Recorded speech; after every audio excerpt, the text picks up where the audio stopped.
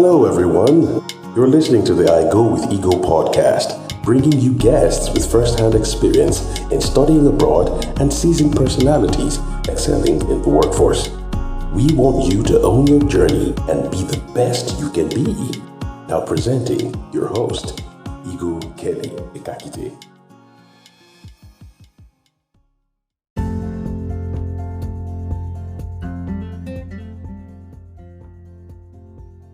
Hi, everybody. Welcome to another episode of the I Go with Ego podcast. Happy new month to everybody. Welcome to the month of April. It happens to be our 1-year anniversary of the I Go with Ego podcast. And I'm so grateful to everybody, grateful to my team, the wonderful guests we've had, all our listeners out there, and to my very special guest today, Kriti. Kriti, you're welcome to the podcast. How are you?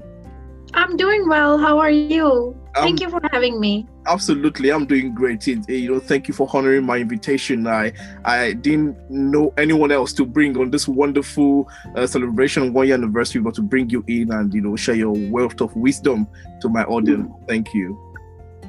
Thank you. That's truly an honor. I'm so glad that our paths crossed in a very unconventional way, but Clubhouse. I'm thankful. Yes. Thankful to have met and thankful to, share those similar experiences of being and pursuing an international education. Absolutely. Thank you so much. Would like to get to know you. My audience want to know who you are, where you're from, something exciting about you. Yeah, I would love to tell a little bit about myself. So thank you again for having me. Hi, everyone. My name is Kriti Gopal. My pronouns are she, her, and hers. I am an international student at the moment. I was born and raised in Bombay or Mumbai, India. And then I came to the US at a very young age to pursue my undergraduate degree. I'm also the first person in my family to have a chance in, going abroad to pursue an education. And I'm now pursuing my doctoral degree at Indiana University, Bloomington in higher education. And so this is something I just started last year. And so still pretty new to the process, but this is who I am. And congratulations on the doctorate. It's so much work to go on from the bachelor's to the master's and now doctorate. I know your family is so proud of you, and I'm very proud of you too as well. Thank you so much. Yeah, I must quickly note and say that, of course, I'm very fortunate to have the support of my family, but I also know that this journey would not have been possible without the support I have received from other people. They say, it's very common saying, it takes a village. Yeah. And it's very, very much true in my experience. And can't wait to tell you all more throughout this conversation. That's great. I know they would love to hear all about it. Would you want to tell my audience about your journey to America, how you ended up in America? Yeah, really. It was all, a very small dream of taking a chance and seeing if I'm going to be able to apply and be accepted. So when I started way back, it's almost a decade now since, I got my undergraduate degree, but really took a shot at, trying to see if I'll be able to be successful. And I think my challenges came largely from not having a good understanding of what the education system here in the US looked like. I think the way, I should say, at least in my own experience with the way, the college or the schooling system was set up, I didn't have a lot of resources at the time to look outside of, what pursuing an international education would look like. So I went to this third-party, company or organization. Now they're popularly called as educational consultants who essentially do this job. They're in the job of recruiting students to colleges. They help you with the application process. They will tell you how to prepare right from the get-go of, looking at colleges, looking at applications, understanding the finances, writing your statement of purpose. I was fortunate again to have access to one of those.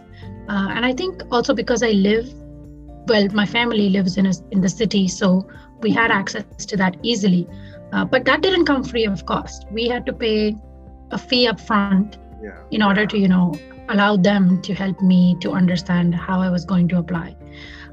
So it was all sort of like a learning at the same time, like applying. A lot of it was happening simultaneously.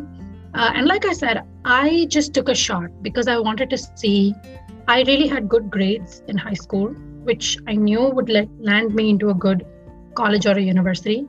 What I didn't know was that would I be able to adjust to the cultural differences? Would I be able to adjust to the cold weather? All I knew about America at the time was that, it was very cold.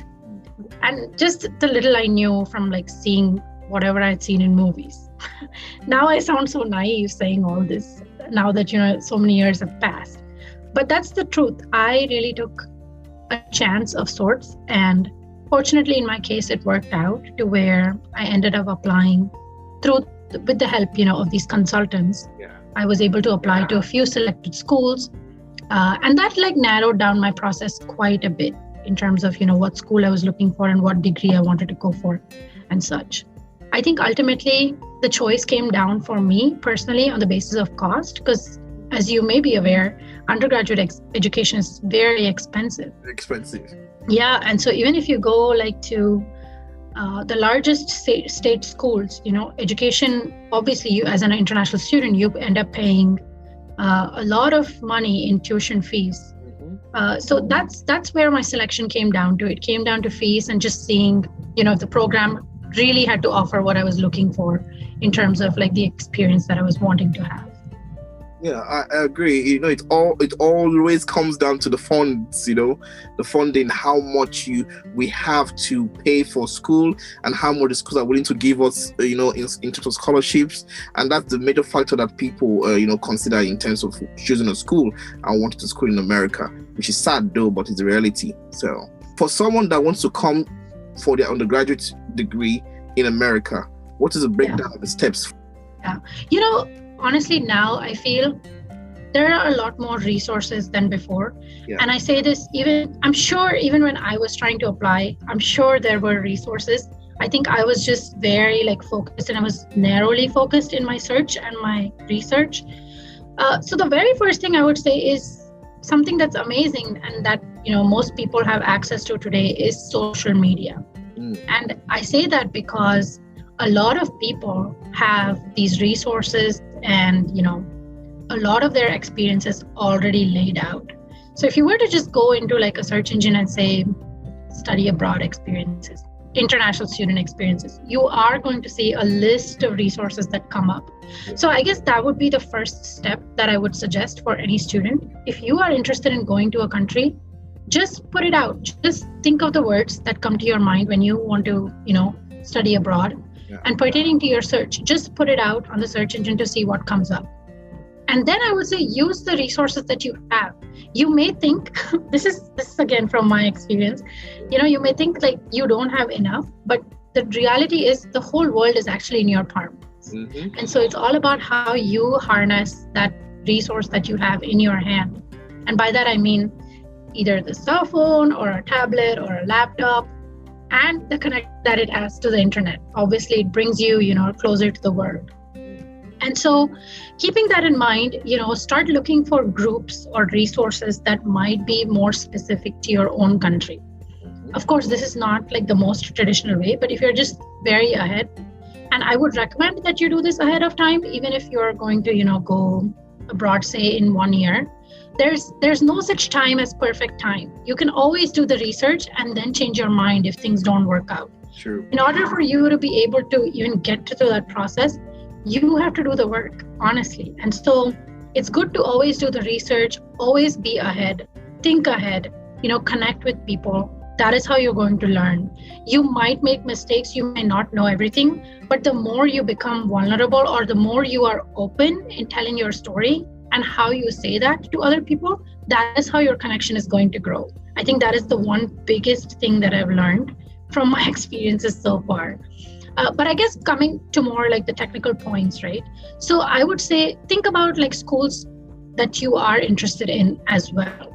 If you're going into a particular field, there may be something that you already know, right?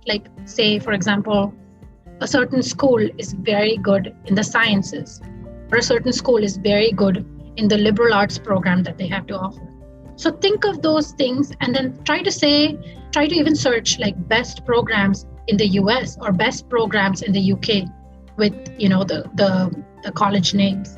You don't have to know all the names, but if you just say best school or best colleges, Google will produce that list for you, which is so amazing. And then from there, you can, pick and choose, and you can make a separate list of what school you're very interested in.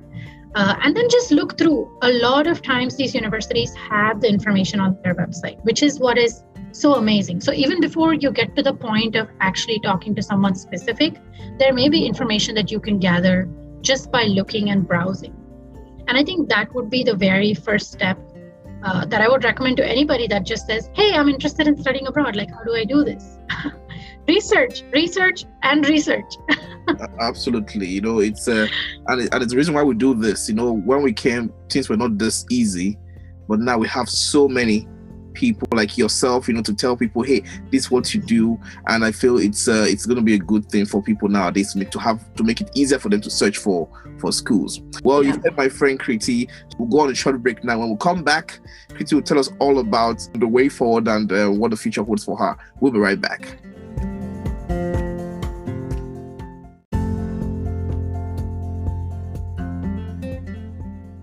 Hi everybody, welcome back from the short break. We still have my good friend here, Kriti.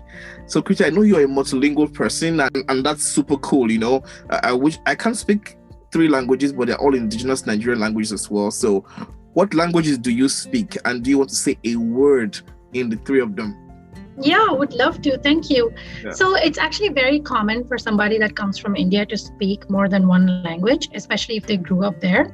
Yeah. But irrespective of, wherever they grew up, because typically you'll speak a language at home, and then there's a language that you will speak nationally, which is Hindi. And most schools also have English, depending on, where you attend and what school you attend. Yeah. So that is how I speak at home. I speak a language at home, which is my mother tongue, Tamil. And then I speak Hindi, which was a second language that I had to pick up at school. Most of the instruction at school also happened in English. But then we also had to pick a second language. So I ended up speaking Marathi, which is a very common language in Bombay. So most people from Bombay would tell you that they speak those languages. So I guess I'll say hello and welcome, which is very common. You might know this already. It's namaste. We usually join our hands and we say namaste. So it's very contextual too. So you can say namaste as you're greeting people in or welcoming them to your house. But sometimes we also say namaste when somebody is leaving your house, like if a guest is leaving, or if somebody's leaving the meeting or something. Very traditionally we would say namaste. So it's just honoring the person that is in front of you as well. And that is why we put our hands together. So that's a quick something. Yeah. Tell me about you though. What languages do you speak? Well, I speak 3 languages, indigenous languages in Nigeria. I speak Urobo, I speak Isoko, and I speak Ishekiri. So there are 3 languages in the South. My Awesome. mom, my dad, and my grandma. So pretty cool too. Yeah. Tell me something in your language. Mavo means how are you? How are you? Okay. How are you? Yeah. Yeah. That's Lovely. Thank you. Well, so what are the steps for students still who want to come here to study masters? Yeah. So I know for most master's programs, they do require that you have the GRE. Yeah. And depending on business programs, they might even require that you have the GMAT.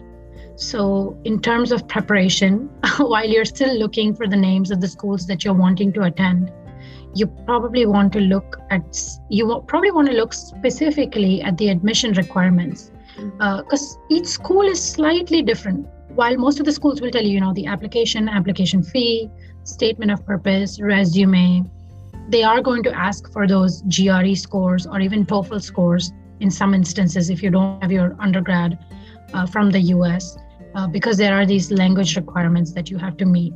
So those are things I would say early on as you're looking at the university names. Simultaneously look at that as well, because, well, if anything, the last year has been a good, teacher in how we need to prepare ahead and how we need to be more conscious of where we are investing our time and energy.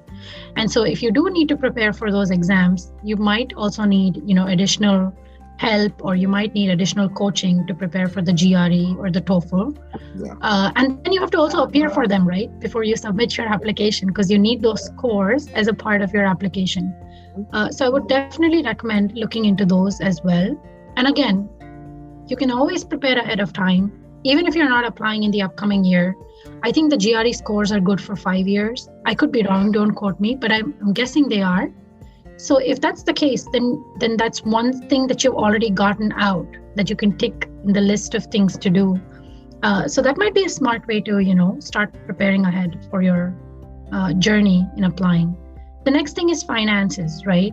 Like we had discussed in the very beginning, international education only keeps getting expensive. True. And not just international education, I think college in general keeps getting very expensive. And so with that, even though you may be fortunate to get a scholarship, you are going to have expenses like that of your living, the food that you're going to eat, and that can also vary drastically depending on where you choose to go to school. I didn't go to California, but that's one of the main reasons why, because even though the fee structure was very similar, it was a little bit higher, but in that same range, the living expenses were drastically different. And that is true for any place. If you're going to go to a school that is in the downtown area of like a city or even a major city, then the living expenses are going to be very difficult or higher. Yeah. So you want to think about those things too. And again, that's why I said earlier that if you do connect with resources through social media, oftentimes you will find students who are in these programs that you might want to go to as well. And that is where you can find that one-to-one peer support, because essentially these students will exactly tell you what they did. And it's almost like you can learn from their living experiences to what you shouldn't do. And that might be a great teacher as well. And not only that, but you might also end up making good friends before you even go to that place. And so once you're there, you can also like fight that feeling of homesickness or even feeling lonely. I think something that's not discussed quite a bit are the cultural challenges and the differences that also exist, that are also very much a part of that international experience of moving to a foreign country, right? So how do you handle the stress of academics and all this pressure of wanting to do well in a new country, while also making sure that you have the sense of community that you do need to thrive and make the most? So I guess if I have to pick top three points or summarize that into top three, I would say definitely look at all the application requirements and then make sure that you have at least a sense of, how your finances are situated in terms of your living expense, in terms of your tuition expenses. And then the third thing is mostly, your sense of community. How are you going to do that for you so that when your family is not with you, you still have people around you that are going to, be supportive of you and help you make the most out of your experience. I agree totally. Yeah, because it's hard. It's hard to, coming to a new place, not knowing nobody, and different culture, different people, different weather, different food. The food is the food. So yes. Oh, that's very true. Yeah, that is something I didn't touch on, but the food is a big part of what is going to change for you. Yeah. I mean, there are places where, you might be able to find things from your country, but it may not be exactly the same. True. So I'm actually so glad that you brought that up. So you need to think about that as well. I agree. All right. I know you're currently doing your doctorate degree, like you said, and you're passionate about higher education. Would you want to talk about the importance of higher education today? Yeah, I think for me, honestly, the one reason why I, stuck out. So I'll tell you a little bit about my career. I did communication in my undergraduate degree. I wanted to be a journalist. And very quickly I found out that, anywhere around the world, if I had to be a journalist, I had to have that very advanced level of training. And that was going to take a few years for me to work on. So I actually changed my path. And as soon as I got here on campus, the one thing that I did was networking. And it wasn't easy to do at all, because how do you go on a college campus without knowing a lot of people? How do you actually talk to people and tell them who you are? And why should they hear your story anyway? Because you're just another college student, so it doesn't actually matter.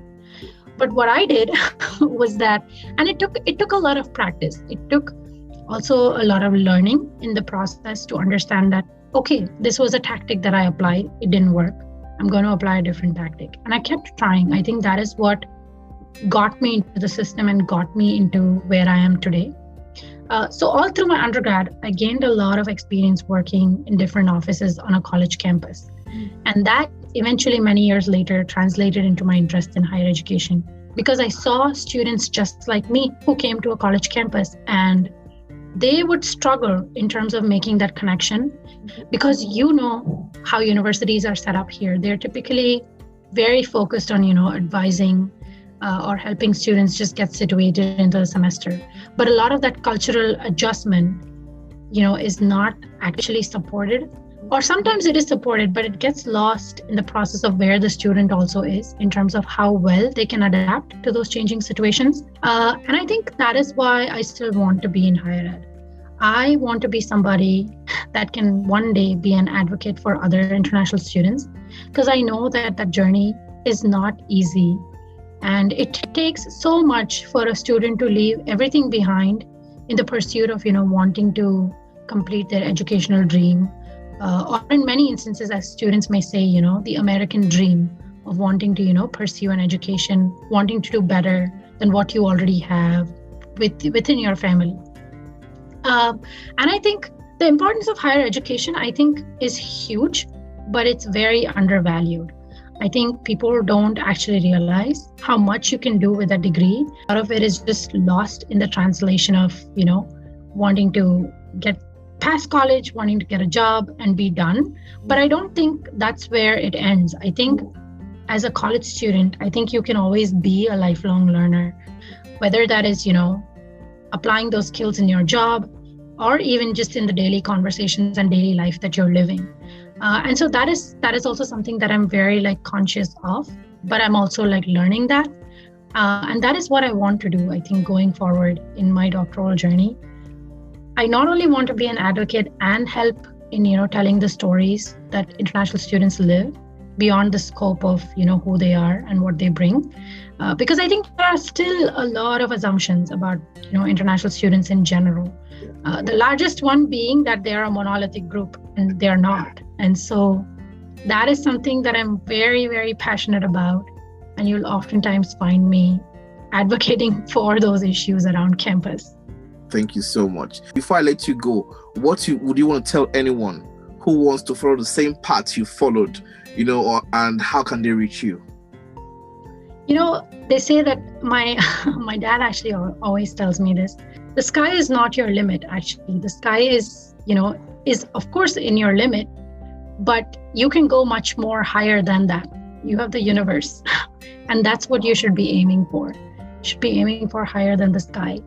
And it's not an easy journey, but as you trust and believe in yourself, and you know that this is what you want, you're going to be fine, and you are going to get it. You just have to believe, and you have to be very open to learning.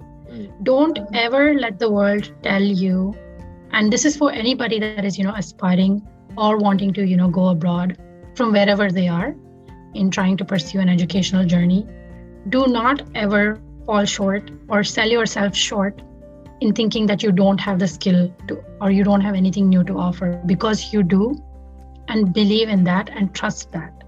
And as long as you keep an open mindset with wherever you're going and with whatever you're doing, and by that I mean willing to ask questions, willing to accept your defeat, willing to learn from those mistakes, helping others.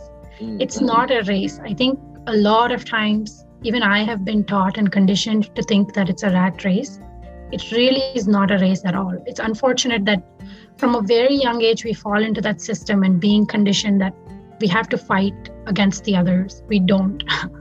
And as long as we all work together, it's going to work out. But that all starts with yourself. So you have to believe, and you just have to keep going and keep fighting and keep asking. Yeah, that's my biggest advice always. Thank you. I think it's we all needed to hear that. The reminder that it's not just a rat race and we are in this together. Together is the most important thing, because no man is an island, no woman is an island. Everyone will need to work together to achieve success. So to end on a light note, if you could swim with the dolphins or go skydiving, which would you pick? Oh, that's a tough one. I do have a very big heart for wildlife. Okay. So it's definitely going to be the dolphins. Nice. Yeah, I would love to see, but I don't know. That's very difficult. I think skydiving is also pretty exciting because you can see, I guess, the dolphins from the top. Right. I'm very scared. But I pick the dolphins. I agree. I will pick the dolphins too myself because heights, I'm scared of heights. No. Oh, no.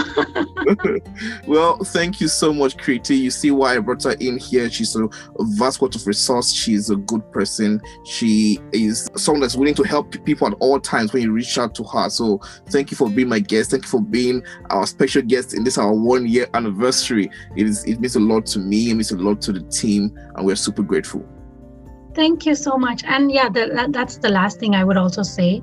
I'm more than happy to chat with you if you need the help. I'm happy to tell you. I've told you that I've gone enough through college here.